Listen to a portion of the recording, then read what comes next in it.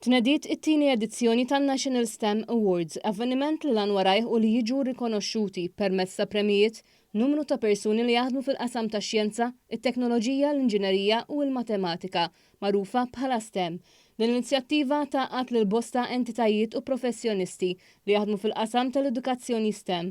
L-awards huma responsabbiltà tan-National STEM Engagement Working Group, imexxi mill-Esplora għan-nom tal-Kunsill Malti għax-Xjenza u t-Teknoloġija l-MCST.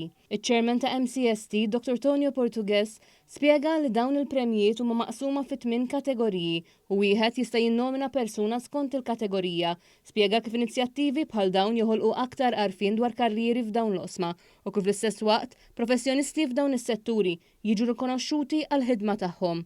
Is-Segretarju Parlamentari għaż-Żgħażagħ, ir-Riċerka u l-Innovazzjoni Keith Azzoparditanti qal li inizjattiva bħal dawn jħeġġu aktar żgħażagħ jimirħu foqsma bħal dawn biex bekk isibu karriera fost oħrajn fix-xjenza u t-teknoloġija. Il-Gvern jaħdem ħafna, jaħdem qatih biex jattira diversi investiment. Aħna hekk qegħdin naħdmu biex apparti li nattiraw l-investiment u jinħoloq ix-xogħol, aħna hekk qed nippreparaw l-istudenti tagħna biex jażlu dawn is-suġġetti għax nafu li t-talba mill-industrija hija waħda kbira. In-nominazzjonijiet jalqu fid-29 ta' Ġunju.